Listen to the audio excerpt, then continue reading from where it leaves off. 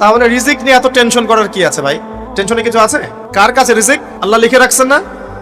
ইনশাআল্লাহ এর বাইরে কিছু হবে না। অতএব এত দুশ্চিন্তার কিছু নাই, জীবনকে নিয়ে এত দুশ্চিন্তার কিছু নাই। জীবনটাকে কোরআন সুন্নাহর আলোকে এনজয় করেন। কোরআন সুন্নাহকে দিয়ে জীবনকে এনজয় করা যায়। কোরআন এবং সুন্নাহর আনুগত্যের মধ্য দিয়ে আপনি জীবনকে উপভোগ করেন, টেনশন করার দরকার নেই। মনে রাখবেন, আল্লাহ যদি আপনার সাথে থাকেন এবং আল্লাহ যদি আপনাকে কবুল করেন, পৃথিবীর কোনো শক্তি নাই আপনাকে টলাবে। পৃথিবীর কোনো শক্তি নাই, পৃথিবীর সমস্ত শক্তি একত্রিত হয়ে আপনার চুল বাঁকা করতে পারবে না, যদি আল্লাহ আপনার সাথে থাকে। আর যদি আল্লাহ আপনার সাথে না থাকে, আইওয়াস শোডাউন দিয়ে কোনো লাভ হবে না, কেউ আপনাকে বাঁচাতে পারবে। অতএব আল্লাহকে আপন করে নেন, যার যার হক তাকে তাকে দেন, নিজের হক আল্লাহর কাছে চেয়ে নেন, ইনশাআল্লাহ আপনি সুখে থাকবেন। এর আগে আল্লাহ পাক একা ছিলেন, আর কিচ্ছু ছিল না। হুয়াল আউয়াল ওয়াল আখির ওয়াজ যাহির ওয়াল বাতিন ওয়া হুয়া বিকুল্লি শাইইন আলিম, সূরা হাদীদ। আল্লাহ পাক একা ছিলেন, কোনো কিছু ছিল না, আল্লাহ একা ছিলেন। আবার কোনো কিছু যখন থাকবে না, আল্লাহ একা থাকবেন। কুল্লু মান আলাইহা ফান ওয়া ইয়াবকা ওয়াজহু রাব্বিকা যুল জালালি ওয়াল ইকরাম। এই বিষয়ে কোনো দ্বিমত আছে? এরপরে আল্লাহ পাক সৃষ্টি করেছেন আরশে আজিম। কি সৃষ্টি করেছেন? বিশাল আরশ, যার ছায়ায় আল্লাহ পাক কিয়ামতের মাঠে 7 শ্রেণীর মানুষকে ছায়া দিবেন। 7 শ্রেণী: 1, ন্যায়পরায়ণ বাদশা, যেটা এই বিশ্বে খুঁজে পাওয়াটা পূর্ণিমার চাঁদের মতো। 2, সেই যুবক যে তার পুরো যৌবনকাল আল্লাহর পথে ব্যয় করেছে, এটা সুযোগ আপনার সামনে আছে, আপনি লুফে নিতে পারেন, এই সুযোগটা আপনার সামনে আছে। 3, ওই ব্যক্তি যার কলব বা অন্তর মসজিদের সাথে ঝুলন্ত থাকে, টিকটকের সাথে নয়, মসজিদের সাথে ঝুলন্ত থাকে। এখনকার যুব সমাজের অন্তর অনলাইনে ঝুলন্ত থাকে, দেখবেন। 4, ওই দুই ব্যক্তি, যেই দুই ব্যক্তি পরস্পরকে শুধুমাত্র আল্লাহর জন্য ভালোবাসে। এখানে বয়ফ্রেন্ড গার্লফ্রেন্ড সম্পর্ক বোঝানো হয়নি। এই দুনিয়ার স্বার্থে জর্জরিত ভালোবাসার বাইরেও ডিভাইন একটা ভালোবাসা আছে, সেটা হচ্ছে আল্লাহর জন্য ভালোবাসা। আর যখন আপনি কাউকে আল্লাহর জন্য ভালোবাসবেন, তখন আপনি কষ্ট পাবেন না ইনশাআল্লাহ। যখন আপনি ভালোবাসার মানুষের কাছে কিছু প্রত্যাশা করবেন, তখন আপনি কষ্ট পাবেন পদে পদে। আল্লাহর জন্য ভালোবাসেন মানুষকে, আপনি কষ্ট পাবেন না ইনশাআল্লাহ। দুই ব্যক্তি যারা পরস্পরকে আল্লাহর জন্য ভালোবাসে, আরো সে ছায়া ছায়া পাবে। 5, ওই যুবক যাকে কোনো সুন্দরী নারী আহ্বান করেছে জেনার জন্য, কিন্তু সেই যুবক বলেছে আমি আল্লাহকে ভয় করি, যেটা এই জেনারেশনের মধ্যে খুঁজে পাওয়া দুষ্কর। বরং তারা উল্টা প্রত্যাশায় থাকে যে কখন কোনো মেয়ে আমাকে প্রপোজ করবে। তারা ইউসুফ নয় আলাইহিস সালাম। 6, ওই ব্যক্তি যার ডান হাত কি দান করছে, বাম হাত খবর রাখে না। ডান হাত কি দান করছে, বাম হাত খবর রাখে না। আমাদের মতো নয় যে অল্প কিছু দান করেই দানবীর টাইটেল লাগিয়ে মানুষের দুয়ারে দুয়ারে যাচ্ছি সাপোর্টের জন্য, এমন নয়। 7, ওই ব্যক্তি যে নীরবে নিভৃতে আল্লাহর কথা স্মরণ করে এবং আল্লাহর কথা স্মরণ করতে করতে তার চোখ দিয়ে অশ্রু প্রবাহিত হয়। এই 7 শ্রেণীর মানুষকে আল্লাহ রাব্বুল আলামিন তার ওই আরশের ছায়ায় কিয়ামতের মাঠে ছায়া দিবেন ইনশাআল্লাহ তাআলা। আমরা কি এই ছায়াটা পেতে চাই? অপশন আমাদের সামনে খোলা আছে। আমরা কিন্তু ওই যুবক হতে পারি, ওই দুই ব্যক্তি হতে পারি, ওই ব্যক্তি হতে পারি যে মসজিদের সাথে সম্পর্ক রাখে, গোপনে দান করতে পারি, রাতে নিভৃত আল্লাহর জন্য কাঁদতেও পারি না? সব সুযোগ আমাদের সামনে আছে। আল্লাহ চাইলে আপনি ন্যায়পরায়ণ বাদশাও হতে পারবেন ইনশাআল্লাহ, যদি আল্লাহ আপনার তাকদিরে লিখে রাখেন, এটাও সম্ভব। চলে আসেন আরশে আজিমের পরে আল্লাহ পাক সৃষ্টি করেছেন কলম, এবং কলম সৃষ্টি করে আল্লাহ পাক পুরো মহাবিশ্বের তাকদির লিখেছেন। পৃথিবীর শেষ দিন পর্যন্ত কি হবে না হবে, খুঁটিনাটি বিষয়, এত খুঁটিনাটি যে আল্লাহ পাকের ওই লিখার বাইরে পৃথিবীতেও কোনো আযাব গজব আসে না। যা লিখা আছে ওটাই আসবে। পৃথিবীতে যা আসছে, যে আযাব, যে বিপদ, যে বালা মুসিবত গুলো আসছে আসমানি এবং জমিনের, এগুলোও আল্লাহর কাছে লেখা আছে। বলেন সুবহানাল্লাহ। এমনকি এই পৃথিবীতে কতজন মানুষ এসেছে, চলে গেছে এবং আসবে, এই হিসেব আল্লাহর কাছে আছে। চিন্তা করতে পারেন, পৃথিবীতে কত মাখলুক আছে, হিসেব আল্লাহর কাছে আছে। এই মহাবিশ্বে কত গ্যালাক্সিজ আছে, গ্রহ নক্ষত্র আছে, আল্লাহর কাছে হিসেব আছে। পিঁপড়া কতটুকু আছে এই পৃথিবীতে এটা আল্লাহ জানেন, কতগুলো আছে। সমুদ্রের নিচে কি আছে আল্লাহ জানেন। প্রতিটা বিষয় মহাবিশ্বের লিখিত হয়ে গেছে। এখন যে আল্লাহর কাছে সব লিখিত আছে, সেই আল্লাহ কি আমার রিজিকের মালিক নন? তাহলে রিজিক নিয়ে এত টেনশন করার কি আছে ভাই? টেনশনে কিছু আছে? কার কাছে রিজিক? আল্লাহ লিখে রাখছেন না? ইনশাআল্লাহ এর বাইরে কিছু হবে? হবে না। অতএব এত দুশ্চিন্তার কিছু নাই। জীবনকে নিয়ে এত দুশ্চিন্তার কিছু নাই। জীবনটাকে কোরআন সুন্নাহর আলোকে এনজয় করেন। একটা বই আছে না, এনজয় ইওর লাইফ, বইটা পড়েছেন? কোরআন সুন্নাহকে দিয়ে জীবনকে এনজয় করা যায়। কোরআন এবং সুন্নাহর আনুগত্যের মধ্য দিয়ে আপনি জীবনকে উপভোগ করেন, টেনশন করার দরকার নেই। মনে রাখবেন, আল্লাহ যদি আপনার সাথে থাকেন এবং আল্লাহ যদি আপনাকে কবুল করেন, পৃথিবীর কোনো শক্তি নাই আপনাকে টলাবে। পৃথিবীর কোনো শক্তি নাই, পৃথিবীর সমস্ত শক্তি একত্রিত হয়ে আপনার চুল বাঁকা করতে পারবে না, যদি আল্লাহ আপনার সাথে থাকে। আর যদি আল্লাহ আপনার সাথে না থাকে, আইওয়াশ শোডাউন দিয়ে কোনো লাভ হবে না, কেউ আপনাকে বাঁচাতে পারবে। অতএব আল্লাহকে আপন করে নেন, যার যার হক তাকে তাকে দেন, নিজের হক আল্লাহর কাছে চেয়ে নেন, ইনশাআল্লাহ আপনি সুখে থাকবেন। তাকদীর আল্লাহ পাক লিখে ফেলেছেন। এরপরে আল্লাহ রাব্বুল আলামিন কি লিখেছেন? এরপরে আল্লাহ রাব্বুল আলামিন মহাবিশ্ব সৃষ্টি করেছেন 6 দিনে। কয় দিনে? কোরআনে দলিল আছে, হুয়াল্লাযী খালাকাস সামাওয়াতি ওয়াল আরদা ফি সিত্তাতি আইয়াম। তিনি সেই আল্লাহ যিনি আসমান সমূহ, একটা আসমান নয়, আসমান সমূহ মানে যতগুলো আসমান আছে। আর আমরা জানি 7টা আসমান আছে। কয়টা? 7টা মহাবিশ্ব আছে। এখন পর্যন্ত সায়েন্স যত কিছু আবিষ্কার করেছে, এগুলো প্রথম মহাবিশ্বের আবিষ্কার। দ্বিতীয়টাতে ওরা যেতেই পারেনি এখন পর্যন্ত। অতদূর পর্যন্ত স্পেসশিপ যেতেই পারবে না। কথা কি বুঝতে পারছেন? এটা প্রথম আসমানের বিষয়। এরকম আরো 6টা আসমান মহাবিশ্ব আল্লাহ পাক প্রস্তুত করেছেন। তারপরে আছে সিদরাতুল মুনতাহা, তার উপর একটা মহাসাগর আছে, তারপরে কুরসি, তার উপরে আরশে আজিম। আর আরশে আজিমের উপরে আল্লাহ সুবহানাহু ওয়া তাআলা। এখানে একজন মানুষ ওই পর্যন্ত চলে গিয়েছিলেন। তিনি কে? মুহাম্মদুর রাসূলুল্লাহ সাল্লাল্লাহু আলাইহি ওয়াসাল্লাম। তার মর্যাদা আর বোঝার বাকি আছে? তো সবার প্রতি অনুরোধ থাকবে, সেই ব্যক্তি, সেই নবী মুহাম্মদ সাল্লাল্লাহু আলাইহি ওয়াসাল্লামের সুন্নাহ মাফিক জীবন যাপন করেন। আল্লাহ পাক তৌফিক দান করুন। এবং এই সুন্নাহটা জীবনের একটা ক্ষেত্রে মানলে হবে না, জীবনের সমস্ত ক্ষেত্রেই মানতে চেষ্টা করতে হবে। আল্লাহ পাক তৌফিক দান করুন। আমিন। আল্লাহ রাব্বুল আলামিন এরপরে মহাবিশ্ব সৃষ্টি করে দীর্ঘদিন পর্যন্ত, অনন্তকাল বলবো না, দীর্ঘদিন পর্যন্ত মানুষ সৃষ্টি করেন নাই। জি, সূরা দাহরের প্রথম আয়াতে আল্লাহ পাক বলেছেন, হাল আতা আলাল ইনসান হিনু মিনাদ দাহরি লাম ইয়াকুন শাইআম মাযকুরা। মানুষের উপরে এমন একটা সময় চলে গেছে যে মানুষ কোনো আলোচ্য বিষয় ছিল না। মানে মানুষ সৃষ্টি করা হবে, এখন দুনিয়া যা হচ্ছে দেখতে পাচ্ছেন, আমরা কোনো টপিকই ছিলাম না। এত সময় চলে গেছে মহাবিশ্ব। এখন মনে হয় দুনিয়াটা আমাদের, তাই না? মানুষই সব, মানুষই এই দুনিয়ার পলিটিক্যাল মালিক, ইকোনমিক মালিক, সংস্কৃতির মালিক, পরিবার, ব্যক্তি, সমাজ, সবকিছুর মালিককে মালিক মনে হয় এখন মানুষকে। কিন্তু এমন একটা সময় ছিল যখন আল্লাহ বলছেন মানুষ সৃষ্টি হবে, এই বিষয়টা অনেক দূরের পথ ছিল। আল্লাহর জ্ঞানে ছিল, কিন্তু মহাবিশ্বে মানুষের অস্তিত্ব ছিল না। এই মহাবিশ্বেই মানুষের অস্তিত্ব ছিল না। আল্লাহ রাব্বুল আলামিন মহাবিশ্ব সৃষ্টি করেছেন কুন ফায়াকুন, হও হয়ে যাও। সূরা আম্বিয়ার 30 নম্বর আয়াতে আল্লাহ পাক বলেছেন, আওয়ালাম ইয়ারাল্লাযিনা কাফার, কাফেররা কি লক্ষ্য করে দেখে না, আন্নাস সামাওয়াতি ওয়াল আরদা কানাতা রাতকান ফাফাতাকনাহুমা, কাফেররা কি লক্ষ্য করে দেখে না যে আসমান সমূহ এবং জমিন একটা বিন্দুর মধ্যে একত্রিত ছিল, আমি আল্লাহ এটাকে বিস্ফোরিত করে দিয়েছি, পৃথক করে দিয়েছি। এটা সায়েন্সের একটা থিওরির সাথে মেলে না। কোন থিওরি? তারা বলছে বিগ ব্যাং থেকে সব সৃষ্টি হয়েছে, আর আল্লাহ পাক বলছেন বিগ ব্যাং আমি ঘটিয়েছি। তাহলে চিন্তা যেখানে শেষ, আল্লাহ পাকের কুদরত সেখান থেকে কি শুরু। আমরা সীমাবদ্ধতা বুঝতে পারছি সায়েন্সের। আমি নিজেও সায়েন্সের ছাত্র, বাট আমি এটা স্বীকার করি সায়েন্স সবকিছুর সমাধান দিতে পারবে না। কারণ আপনি কমন একটা প্রশ্ন করেন যে রূহ কাকে বলে, সায়েন্সকে বলেন যে can you give us the definition of রূহ, আমাদেরকে রূহের সংজ্ঞা দিতে পারবেন?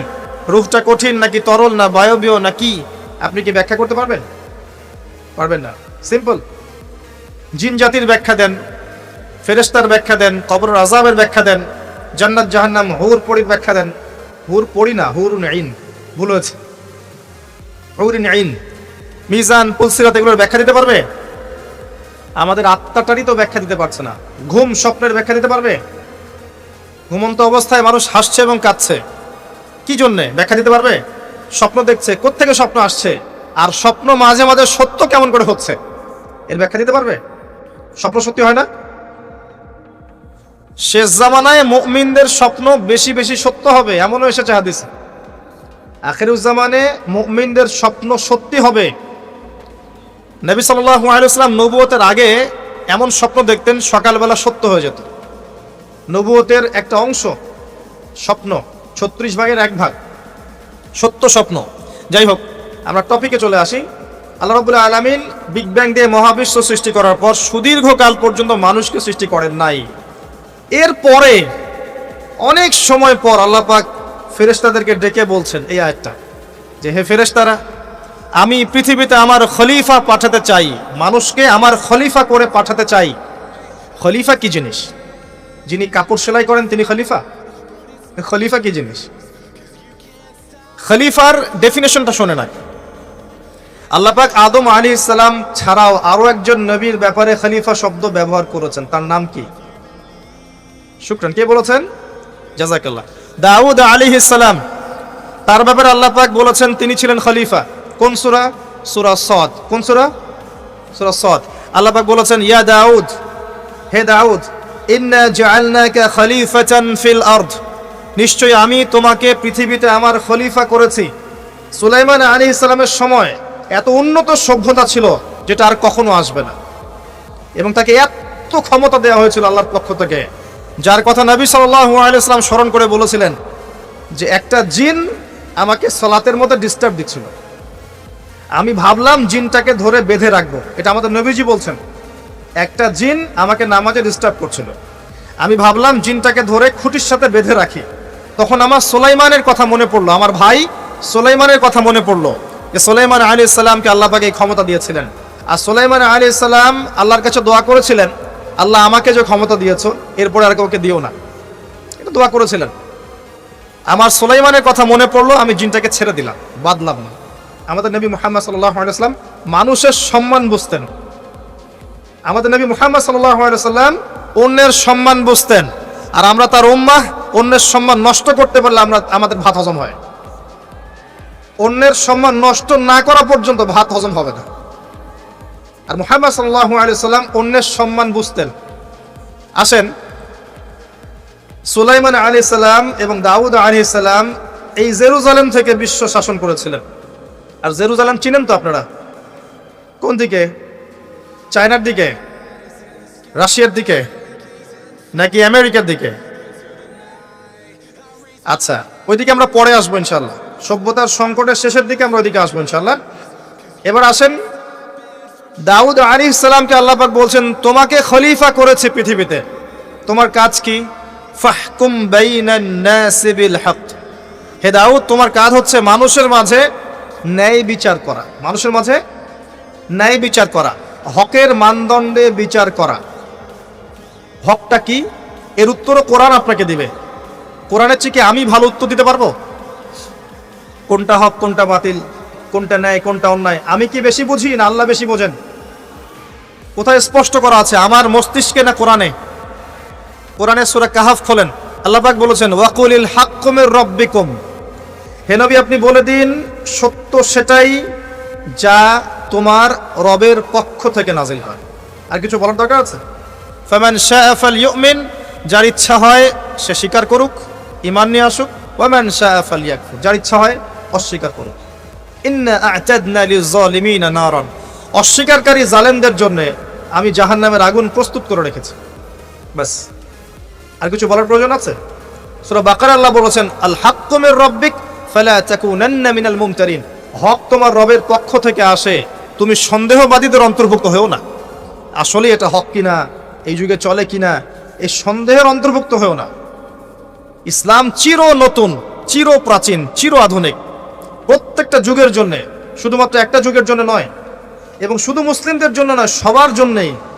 কোরআন এবং সুন্নাহ শুধু আমাদের সম্পত্তি নয়, পুরো মানব জাতির সম্পত্তি। এখানে সবার হেদায়েত আছে, হোক সে হিন্দু ভাই বা খ্রিস্টান ভাই বা বুদ্ধিস্ট বা জিউস, যেই হোক না কেন, সবার হেদায়েত এখানে আছে। আসেন, আল্লাহ পাক কোরআনকে হক বলছেন। এটাও বলে রাখি, যখন তাওরাত নাজিল হয়েছিল তখন তাওরাত হক ছিল, তখন ওটাই ছিল হক। যখন জাবুর নাজিল হয়েছে জাবুরই হক ছিল। যখন ইনজিল নাজিল হয়েছে ইনজিলই হক ছিল। যখন থেকে কোরআন নাজিল হয়েছে এখান থেকে নিয়ে কিয়ামত পর্যন্ত হকের কি অন্য কোনো মানদণ্ড আছে? এটা মানতে কোনো আপত্তি আছে? হ্যাঁ, এখন কোনো কিছু যদি কোরআন সুন্নাহর সাথে মিলে যায় মানতে আমাদের কোনো আপত্তি নাই। কেউ একটা মতবাদ দিয়েছে, একটা দর্শন দিয়েছে, একটা সায়েন্টিফিক থট দিয়েছে, যেটা কোরআনের সাথে মিলে গেছে, হাদিসের সাথে মিলে গেছে, মানতে আমাদের কোনো আপত্তি নাই। আমরা চোখ বন্ধ করে মানবো ইনশাআল্লাহ, কোনো সমস্যা নেই। কিন্তু যে কোনো ব্যক্তি বা যে কোনো সংগঠন, যে কোনো সমাজ, যে কোনো সভ্যতা, কেউ যদি এমন কোনো কথা বলে, এমন কোনো দর্শন দেয়, এমন কোনো মতবাদ দেয় যেটা কোরআনের সাথে মিলছে না, সাংঘর্ষিক, হাদিসের সাথে মিলছে না, সাংঘর্ষিক, আপনি কি মানতে বাধ্য? এটা না মানাটাই আপনার ইমানের পরিচয়। তো আল্লাহ পাক দাউদ আলাইহিস সালামকে বলছেন, তুমি এই হকের মানদণ্ডে বিচার ফয়সালা করো। ওয়ালা তাত্তাবিউল হাওয়া, নিজের প্রবৃত্তির অনুসরণ করো না। প্রবৃত্তি মানে নিজের মন গড়া বিষয়ের অনুসরণ করো না। ইউদিল্লুকা আন সাবিলিল্লাহ, তাহলে এটা তোমাকে আল্লাহর রাস্তা থেকে সরিয়ে দিবে। নিশ্চয়ই যারা প্রবৃত্তির অনুসরণ করেছে তারা আল্লাহর পথ থেকে সরে গেছে। এই কারণে বিমা নাসু ইয়াউমাল হিসাব, তারা হিসাবের দিনটা ভুলে গেছে। আমি কি বুঝাতে পারছি ভাই? তাহলে আল্লাহ পাক খলিফার ফাংশন দিলেন। খলিফার কাজ কি তাহলে? খলিফার কাজ হচ্ছে আল্লাহর পক্ষ থেকে আসা সত্যের মানদণ্ডে মানুষের মাঝখানে ফয়সালা করা। আমার কথা ক্লিয়ার? পরিবেশ পরিস্থিতি যদি অনুকূলে না থাকে সে করবে না, তার ক্ষমতা নাই। লা ইউকাল্লিফুল্লাহু নাফসান ইল্লা ওয়াসআহা। কিন্তু আকীদা রাখতে কি কোনো সমস্যা আছে যে এটাই চূড়ান্ত সত্য? আমি তো আগেই বলেছি, এই যুগে সারেন্ডার করতে হবে। আপনি 100% ইসলাম ফলো করতে পারবেন না। তো 100% ইসলাম ফলো করা এই যুগে আমার মতে পসিবল না, ইল্লা মাশাআল্লাহ। তো আল্লাহ পাক যদি কিছু মানুষকে বাছাই করে তৌফিক দেন, সেটা আল্লাহ পাকের নিজস্ব ব্যাপার, ইখতিয়ার, স্বাধীনতা। আসেন, আল্লাহ রাব্বুল আলামিন এখানে খলিফার ফাংশন বললেন এবং আদম আলাইহিস সালামকে এই খলিফা করে পৃথিবীতে পাঠালেন। সভ্যতার শুরু হলো। সভ্যতার শুরু রোমকদের দ্বারা হয় নাই, সভ্যতার শুরু পশ্চিমাদের দ্বারা হয়নি, সভ্যতার শুরু হয়েছে নবীদের দ্বারা। সর্বপ্রথম সভ্যতার ধারক বাহক হচ্ছেন আদম আলাইহিস সালাম, যাকে আল্লাহ পাক খলিফা করে পৃথিবীতে পাঠিয়েছেন। যে বা যারা পৃথিবীতে আল্লাহর বিধান অনুযায়ী চলছে তারা আল্লাহর খলিফা। কথা বুঝতে পারছেন? আর যারা পৃথিবীতে আল্লাহর বিধান অনুযায়ী চলছে না তারা আল্লাহর খলিফা নয়, তারা শয়তানের খলিফা। এবার আসেন, আদম আলাইহিস সালামকে সৃষ্টি করার পরেই কি পৃথিবীতে পাঠানো হয়েছে? না, আগে কি করা হয়েছে? আগে জ্ঞান শিক্ষা দেওয়া হয়েছে। শুরু থেকেই জ্ঞান আছে, আর এই জ্ঞান সৃষ্টিগতভাবে আমাদের মধ্যে ছিল না, আল্লাহ পাক শিখিয়েছেন। তাহলে সভ্যতা এগিয়ে যাবে কিভাবে? জ্ঞান চর্চার মধ্য দিয়ে। বুঝতে পারছেন? আগে জ্ঞান। এখনো যদি আপনি একটা সুন্দর সভ্যতা চান, জ্ঞান চর্চা, এছাড়া কোনো অপশন নাই। জ্ঞান এর চর্চা, প্রচার, সভ্যতা, সমাজ সুন্দর হবে ইনশাআল্লাহ। এরপর কি হলো? সভ্যতা এগিয়ে গেল কিভাবে? তার বুকের হাড় থেকে হাওয়া আলাইহিস সালাম, মহিলাদেরকে ছাড়া কি আপনি সমাজ চিন্তা করতে পারবেন? তারা আমাদের মধ্য থেকেই সৃষ্টি এবং বাঁকা হাড় থেকে। জোরে চাপ দিতে যায় না, ভেঙে যাবে। জোরে চাপ দিতে যায় না, ভেঙে যাবে। বাস্তব অভিজ্ঞতা থেকেই বলছি। আর ছেড়ে দিলে আবার ওইভাবেই থেকে যাবে। এজন্য উত্তম নসিহতের মধ্য দিয়ে একটু মানায় টানায় চলতে হবে আর কি। দুনিয়ার জীবন সবকিছু 100% মনের মতো হবে না, একটু মানায় নিয়ে চলতে হবে। কারণ আমি নিজেও সাহাবী নই, দেখবেন আমার স্ত্রীও মহিলা সাহাবী নন, আপনিও সাহাবী নন, আপনার স্ত্রীও মহিলা সাহাবী নন। তাই ওই হিসাব কিতাব করে লাভ নাই। আমরা সবাই অপরাধী, সবার মাঝে ল্যাকিংস আছে। এই জন্য সবার উচিত সবার ভুলগুলোকে ক্ষমা করে দুনিয়ার জীবনটা হৃদ্যতা ভালোবাসার সাথে কাটানো। তাহলে পরিবার ঠিক থাকবে ইনশাআল্লাহ। এরপরে কি? পরীক্ষা। কিসের পরীক্ষা? এই গাছের কাছে যেও না। কোন গাছ? এই প্রশ্নের দরকার নাই তো আমার, কোন গাছ? যে গাছই হোক, এই গাছের কাছে যেও না। তার আগে আল্লাহ পাক বলে দিলেন আদম আসো। ফেরেশতাদেরকে ডাকলেন, আদম তুমি এই নামগুলো বলে দাও। তিনি সব নাম বলে দিলেন। ফেরেশতাদেরকে আগে জিজ্ঞাসা করেছিলেন তোমরা বলে দাও, তারা বলেছে লা ইলমা লানা ইল্লা মা আল্লামতানা। এখানে জ্ঞানের মধ্য দিয়ে আল্লাহ পাক আদম আলাইহিস সালামকে সম্মানিত করলেন। জ্ঞান, সম্মান, নবী, সভ্যতার সূচক। আমার কথা কি বুঝতে পারছেন? এরপরে ইবলিস, সবাই সেজদা করলো। আদম জ্ঞানে জয়ী হয়েছে, তোমরা সবাই তাকে সেজদা করো। আল্লাহ পাক আদম আলাইহিস সালামকে বড় করলেন, কারণ তিনি তাকে ভালোবাসেন। আল্লাহ পাক আমাদেরকে ভালোবাসেন, বাসেন না? আল্লাহ পাক আমাদেরকে প্রচন্ড ভালোবাসেন। আর আপনি যাকে ভালোবাসবেন তাকে বড় করতে চাইবেন না? আল্লাহ পাক আদম আলাইহিস সালামকে উঁচু করলেন, তোমরা আদমকে সিজদা করো। ওয়া ইয কুলনা লিল মালাইকাতি ইসজুদু লি আদম ফাসাজাদু, সবাই সিজদা করলো ইল্লা ইবলিস। ইবলিস কেন সিজদা করলো না? কিয়াস করলো, খলাকতানি মিন নার ওয়া খলাকতাহু মিন তিন। আমাকে সৃষ্টি করেছেন আগুন দিয়ে, তাকে সৃষ্টি করেছেন মাটি দিয়ে, আমি কেন তাকে সিজদা করতে যাব? রিমেম্বার, লিসেন টু মি, ইবলিসের জ্ঞান ছিল, ইবলিসের আমল ছিল। আই রিপিট, ইবলিসের জ্ঞান ছিল, ইবলিসের আমল ছিল, ইবলিসের মাঝে বিনয় ছিল না, অহংকার ছিল। ইবলিস ধ্বংস হয়ে গেছে। যদি আমাদের জ্ঞান, আমাদের ডিগ্রি, আমাদের সার্টিফিকেট আমাদেরকে অহংকারী বানায়, আমরা ইবলিসের কাতারভুক্ত হয়ে যাব, নাউযুবিল্লাহ। ঠিক আছে? এবার ইবলিসকে বের করে দেওয়া হলো, চিরস্থায়ী জাহান্নামী, অভিশপ্ত করা হলো। আদম এবং হাওয়া আলাইহিস সালাম জান্নাতে রাখা হলো। গাছের কাছে যেও না, তারা চলে গেলেন। কিভাবে চলে গেলেন? এখানে আসেন। ইবলিস এসে ওয়াসওয়াসা দিয়েছে। কি ওয়াসওয়াসা সেটা শোনেন। এটা একটা ভালো প্রশ্ন। কোন ওয়াসওয়াসায় পড়ে তারা এই কাজটা করে ফেললেন? এটা সূরা তহার মধ্যে আছে। কোন সূরা? তহা। এখানে আল্লাহ পাক বলেছেন, ইবলিস এসে বলেছিল যে তোমরা যদি ওই গাছের কাছে যাও এবং এর ফল খাও, তাহলে তোমরা চিরস্থায়িত্ব লাভ করবে। চিরস্থায়িত্ব, অমর হয়ে যাবে, অমর। কথা বুঝতে পারছেন? অমরত্ব। এই অমরত্বের টোপ দিয়ে ইবলিস এভাবে ওয়াসওয়াসা দিয়েছে আমাদের পিতাকে, আমাদের মাকে। এর ফলশ্রুতিতে আল্লাহ রাব্বুল আলামিন আমাদেরকে নামিয়ে দিয়েছেন পৃথিবীতে। আল্লাহ পাক নামিয়ে দেওয়ার সময় আদম এবং হাওয়া আলাইহিস সালাম তাদেরকে ক্ষমা করে দিয়েছেন, কিন্তু একটা সময় দিয়েছেন, এখন আর জান্নাতে থাকা হবে না, পৃথিবীতে চলে যাও, এখানেও চিরস্থায়ী জীবন পাবে না, নির্দিষ্ট সময় থাকবে। এর মধ্যে আমি তোমাদের রিজিক দিব, তোমাদেরকে আমি খাবার দিব, বাসস্থান দিব, সবকিছু দিব, স্ত্রী সন্তান যা যা লাগে মৌলিক চাহিদা সব দিব। তখন যদি তোমরা আমার হেদায়েতকে মেনে চলো, আবার জান্নাতে ফিরে আসবে। যদি না মানো, ইবলিসের সাথে জাহান্নাম। কথা ক্লিয়ার?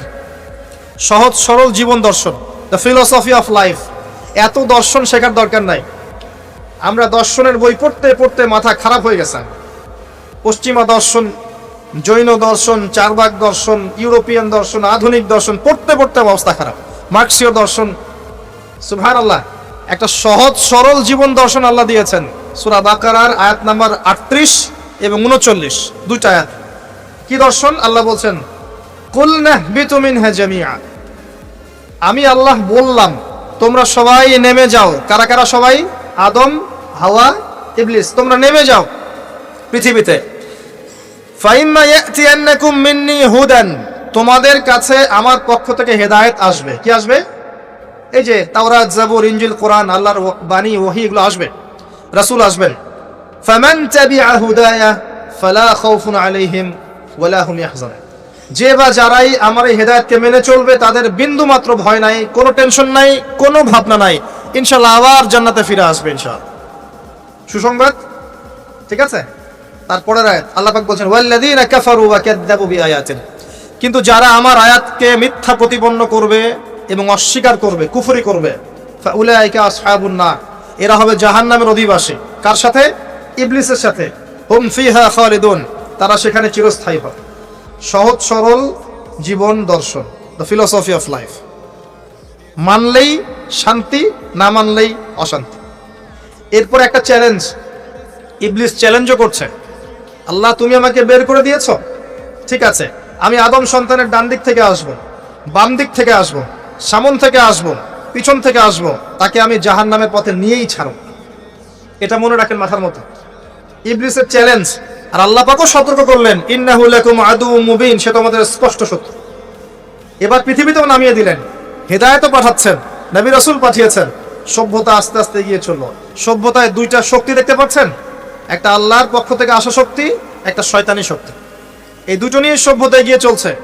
আবারও বলছি, সভ্যতা শুরু হয়েছে নবী দ্বারা, রোমকদের দ্বারা নয়। সভ্যতা শুরু হয়েছে নবী দ্বারা। মানুষ আগে গাছের ছাল পাতা পরে থাকতো না। সূরা আরাফে আল্লাহ পাক বলেছেন, আমি আমি মানুষের জন্য আদম হাওয়া আলাইহিস সালাম তাদের জন্য লেবাস পাঠিয়েছি, পোশাক পাঠিয়েছি। আমি লেবাস নাজিল করেছি উপর থেকে। লোহার খনি দেখেছেন? লোহার খনি কেউ কি বিশ্বাস করবে যে লোহা মহাকাশ থেকে পৃথিবীতে এসে পড়েছে? ওয়ানজালনাল হাদিদ, আল্লাহ পাক বলছে আমি হাদিদ নাজিল করেছি। কোরআন নাজিল করা বোঝেন? কোরআন নাজিল মানে কি? আল্লাহর উপর থেকে কোরআন আসেনি? জিবরাইল আলাইহিস সালাম কোরআন নিয়ে আসছেন না নিচে মুহাম্মদ সাল্লাল্লাহু আলাইহি ওয়াসাল্লামের কাছে? এই যে কোরআন নাজিল হচ্ছে, আনজালা। আল্লাহ পাক এই কথা বলছেন যে লোহা আমি নাজিল করেছি। লোহার একটা অণু আপনি তৈরি করতে পারবেন পৃথিবীতে ল্যাবে বসে? সুবহানাল্লাহ। আল্লাহ পাক নাজিল করেছেন। ঠিক একই ভাবে আল্লাহ পাক পোশাক নাজিল করেছিলেন আদম এবং হাওয়া আলাইহিস সালাম তাদের জন্য। তারা গাছের ছালপাতা পরে ঘোরাফেরা করতেন না, বোগাস কথাবার্তা শেখায় মানুষ। এবং কৃষিকাজ, আপনার প্রযুক্তি, আপনার পরিবার গঠন, সন্তান প্রতিপালন, একজন মানুষের জীবন যাপনের জন্য যত কিছু প্রয়োজন সব জ্ঞান আল্লাহ পাক আদম আলাইহিস সালামকে শিক্ষা দিয়েছিলেন। দুনিয়াতে আসার পরে যখন যেটা প্রয়োজন হয়েছে ওহী নাজিল হয়েছে, জিবরাইল আলাইহিস সালাম তাকে শিখিয়ে দিয়েছে। মানুষ গুহার মধ্যে ছবি এঁকে এঁকে থাকতো, আর এরা বলছে আদম আলাইহিস সালাম বানর থেকে হয়েছেন। নাউযুবিল্লাহ, সুবহানাল্লাহ। এটা যারা বিশ্বাস করে তারা সরাসরি কোরআনের সাথে কুফরি করছে, স্পষ্ট কাফের। আদম আলাইহিস সালাম আল্লাহ পাক তাকে হাত দিয়ে সৃষ্টি করেছেন, নিজের হাতে সৃষ্টি করেছেন। তিনি বানর থেকে মানুষ হননি। হ্যাঁ, যারা এই মতবাদটা দিয়েছে ওরা বানর থেকে মানুষ হতে পারে, আমরা হই না। বরং সূরা বাকারা আপনি উল্টা চিত্র দেখতে পারবেন। সূরা বাকারা দেখবেন, পড়তে পড়তে দেখবেন একটা জায়গায় আছে যে শনিবারের সীমা লঙ্ঘন করার জন্য কিছু মানুষকে, বনু ইসরাইলের কিছু মানুষকে আল্লাহ পাক মানুষ থেকে বানর বানিয়ে দিয়েছে। আছে না দলিল? তাহলে এটার প্রমাণ পাওয়া যাচ্ছে। সুবহানাল্লাহ। আসেন, সভ্যতা এগিয়ে চললো। সভ্যতার দুটো শক্তি, আল্লাহর বিধান, আল্লাহ নাজিলকৃত পবিত্র তাওহীদ, এবং অপর সাইডে আছে শয়তানের শিরক। কথা কি বুঝতে পারছেন? দিন দিন এগিয়ে চলতে লাগলো। প্রথম কি ক্রাইমটা হলো পৃথিবীতে? সভ্যতার প্রথম ক্রাইম হয়েছে হাবিল কাবিল। কে কাকে হত্যা করেছে? কাবিল হাবিলকে হত্যা করেছে। কি কারণে? ঈর্ষা। এখান থেকে এই সভ্যতার শিক্ষা কি? শিক্ষা হচ্ছে এটাই, আজকের দিনেও যদি আমরা হাবিল আর কাবিলের মতো, এই যে কাবিল যেমন করে ঈর্ষা পরায়ণ হয়ে হাবিলকে হত্যা করেছে, এই ঈর্ষা ত্যাগ না করতে পারি, তাহলে এ উম্মার তাকদিরে খারাপই আছে। কথা কি বোঝা যায়? আমরা এখন পর্যন্ত সেই কাবিলের সুন্নত ত্যাগ করতে পারি নাই। ভিতরটা হিংসা দিয়ে ভর্তি, জর্জরিত। এগুলো যদি খুলে আল্লাহ পাক দেখাতে পারতেন জনগণের সামনে,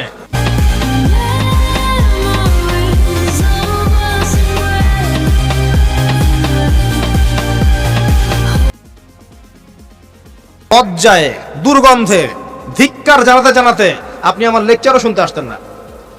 হ্যাঁ, যদি আমার কলিজাটাকে খুলে আল্লাহ পাক দেখাতেন যে দেখো এর কলিজার মধ্যে কি পরিমাণ হিংসা আছে, ঈর্ষা আছে, দুনিয়ার লোভ আছে, লালসা আছে, পরশ্রী কাতরতা আছে, দুর্গন্ধে আপনি আমার লেকচার শুনতে আসতেন না। জি, এটা সৌভাগ্য যে আমাদের ভিতরটা আল্লাহ পাক দেখান না।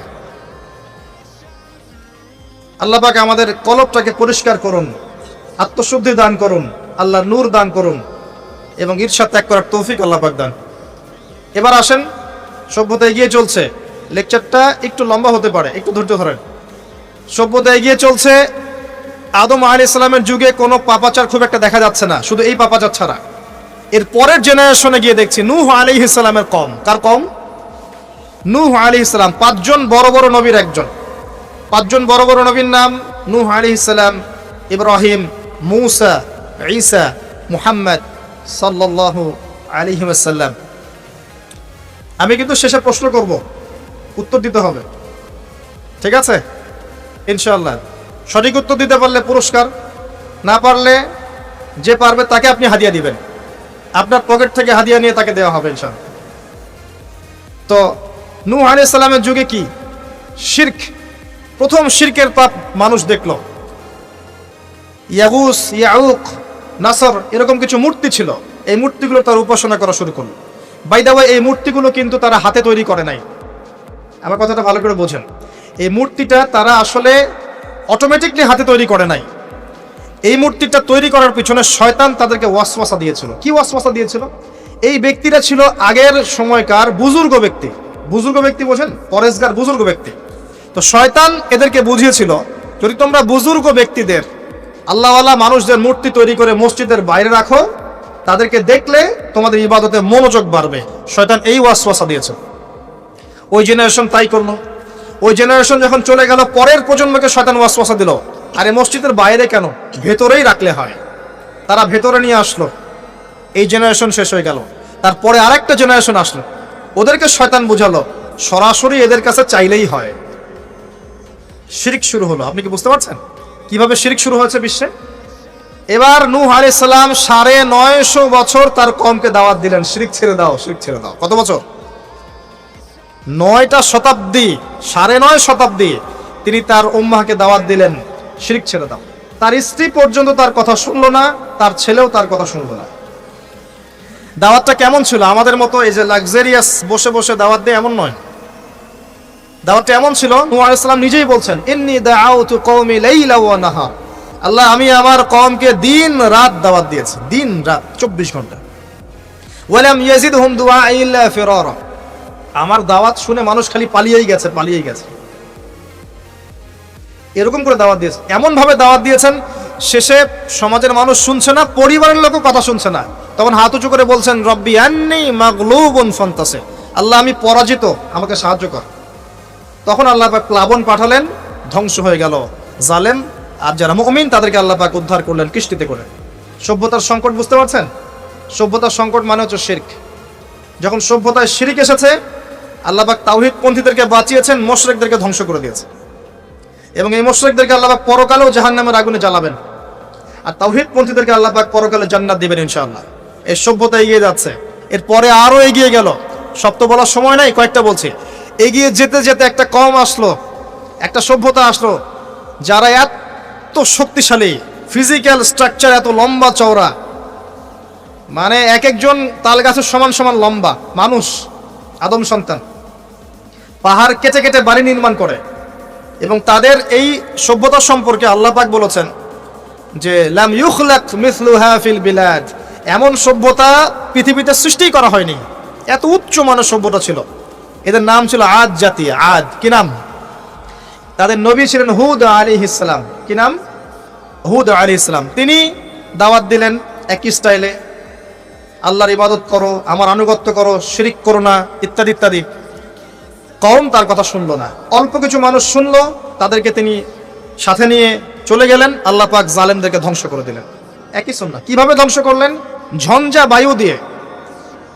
এমন বাতাস, যে বাতাসে পুরো কওম উড়ে চলে গেল খেজুর গাছের মতো, খেজুর গাছের ডালের মতো পড়ে থাকলো।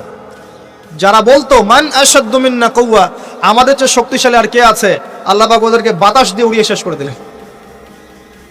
সুবহানাল্লাহ। এরপরে আরেকটা সভ্যতা আসলো, যার নাম সামুদ।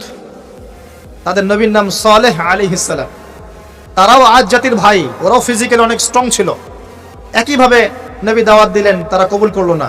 আল্লাহ পাক ওই মুমিনদেরকে উদ্ধার করলেন, বাকিদেরকে বজ্রপাত দিয়ে ধ্বংস করে দিলেন। কি দিয়ে ধ্বংস করলেন? বজ্রপাত। বজ্রপাতের প্রচন্ড শব্দে কর্ণঘোর ফেটে গেল, তারা তাদের ঘরের সামনেই পড়ে থাকলো। এটা একটা কওম ছিল, যেই কওমটাকে বলা হয়েছিল যে সময় আছে তোমাদের সামনে, তোমরা চাইলে তওবা করে ফিরে আসতে পারো, অথবা 3 দিন ভোগবিলাস করতে পারো, ধ্বংস আসবে, আযাব আসবে। ওরা বলেছিল বরং আমরা 3 দিন ভোগবিলাস করে নেব। কোন সম্প্রদায়ের সাথে এই আকীদাটা মিলছে? বর্তমান যুগের কোন সভ্যতার সাথে এই আদর্শটা মিলছে? কথা কি বুঝতে পারেন? কারা শিখায় মানুষকে খাওয়া দাও ফুর্তি করো, খাও দাও ফুর্তি করো, কালকের কি চিন্তা, আজকেই বেঁচে নাও? কারা শেখায়? এই যে সালেহ আলাইহিস সালামের কওম এমন ছিল, তওবা করে ফিরে আসো। ওরা বলছে না, 3 দিন সময় আছে, খেয়ে নিয়ে ফুর্তি করে নিব। জেনা, মদ, খাওয়া দাওয়া সব চললো। তৃতীয় দিন সকালবেলা ফজরের সময় বিকট শব্দে ওদের কর্ণঘোর আল্লাহ ফাটিয়ে দিলেন, এবং ঘরের সামনে চিৎপটাং হয়ে পড়ে থাকলো। কওম শেষ, ডিস্ট্রয়। এখনো হিজাজ অঞ্চলে তাদের ধ্বংসাবশেষ দেখা যায়, অনলাইনে সার্চ করে দেখেন। সভ্যতা এগিয়ে চললো। আপনি কি সভ্যতার এগিয়ে যাওয়ার মধ্যে মিল পাচ্ছেন? কোনো একটা কমন জিনিস পাচ্ছেন? প্রত্যেক সভ্যতা আল্লাহ পাক ওহী নাজিল করেছেন, রাসূল পাঠিয়েছেন, আনুগত্যের দিকে আহ্বান করেছেন। যারা করে নাই ধ্বংস, যারা করেছে সফল। সভ্যতার সংকট, সভ্যতায় গিয়ে যেতে যেতে একটা কম আসলো, যার নাম হচ্ছে শুআইব, কওমে মাদিয়ান। কি নাম? কওমে মাদিয়ান, শুআইব আলাইহিস সালামের কওম। শুআইব আলাইহিস সালাম একজন নবী ছিলেন, যিনি তার মেয়েকে মূসা আলাইহিস সালামের সাথে বিয়ে দিয়েছিলেন। ওইদিকে আমরা আসছি ইনশাআল্লাহ। শুআইব আলাইহিস সালামের কওমের অপরাধ ছিল, এরা মাপে কম দিত এবং ডাকাতি করত। কি করত? ডাকাতি। আমরাও কিন্তু কম করি না ডাকাতি। এখন আমরা নেক্সট সুরতেও ডাকাতি করি, বৎসুরতেও ডাকাতি করি, করি না? অনেকে তো কোটটাই পরে ডাকাতি করে, কোটটাই পরে বড় বড় মাপের ডাকাতি করে। কারণ আপনি কোটটাই পরলে তো ধরতে পারবেন না কলার, কিছু বলতে পারবেন না। সব ক্ষেত্রে এগুলো চলছে। স্যুট বুট পরে বসে থাকবো সুদী ব্যাংকে, মানুষের রক্ত চুষে খাচ্ছে। অনেক সময় দেখা যায় দিনের লেবাস পরেও আমরা জনগণের টাকা পয়সা লুটে খাই। হ্যাঁ, তো যে ডাকাতি করতো শুআইব আলাইহিস সালামের কওম, এবং তারা মাপে কম দিত। রমজান মাসে একটা অনুরোধ করবো, আল্লাহর ওয়াস্তে কৃত্রিম সংকট তৈরি করে মানুষকে কষ্ট দিয়েন না, বরং এই মাসে আপনি দাম আরো কমিয়ে দেন, আল্লাহ আপনার রিজিকে বারাকা দিবেন। ইনশাআল্লাহ মানুষকে খাওয়ান, বেশি বেশি ইফতার করান, বেশি বেশি ইফতার করান, সমাজ কল্যাণমূলক কাজ করেন, আল্লাহ রহম করবে ইনশাআল্লাহ। আল্লাহর ওয়াস্তে এই মাসটাকে কোটিপতি হওয়ার সুযোগ মনে করেন না, এটা আপনার ক্ষমা পাওয়ার মাস। আল্লাহ পাক বোঝার তৌফিক দান করুন তাদেরকে। তারপরেও কিছু মানুষ থাকবে, লাহুম কুলুবুন লা ইয়াফকাহুনা বিহা, যাদের কলব আছে উপলব্ধি করে না, ওয়া লাহুম আযানুন লা ইয়াসমাউনা বিহা ওয়া লাহুম আ'য়ুনুন লা ইবসিরুনা বিহা, কান আছে শোনে না, চোখ আছে দেখবে না। উলাইকা কাল আনআম, এরাই জন্তু জানোয়ারের মতো। বাল হুম আদাল, বরং তার চেয়ে ওরা নিকৃষ্ট। বাল হুম আদাল, বরং তার চাইতেও নিকৃষ্ট। ওয়া উলাইকা হুমুল গাফিলুন, এরা গাফিল সম্প্রদায়। আসেন, মাপে কম দেওয়া, ডাকাতি করার কারণে আল্লাহ পাক কি করলেন? আল্লাহ পাক এই মাদিয়ান জাতি ইতিহাসে প্রথমবার, সভ্যতায় প্রথমবার এই মাদিয়ান জাতিকে আল্লাহ পাক ভূমিকম্প দিয়ে ধ্বংস করেছে। ভূমিকম্প দিয়ে আল্লাহ পাক ধ্বংস করেছেন ওয়ার্ল্ড হিস্ট্রিতে প্রথম এই মাদিয়ান কওমকে। আর এই ভূমিকম্প আখিরুজ্জামানেও আসবে, বড় বড় তিনটা, একটা পূর্ব দিকে, একটা পশ্চিমে, আর একটা বিশ্বের মাঝখানে। অপেক্ষা করতে থাকেন এবং প্রস্তুতি গ্রহণ করতে থাকেন, সামনে আসবে ইনশাআল্লাহ।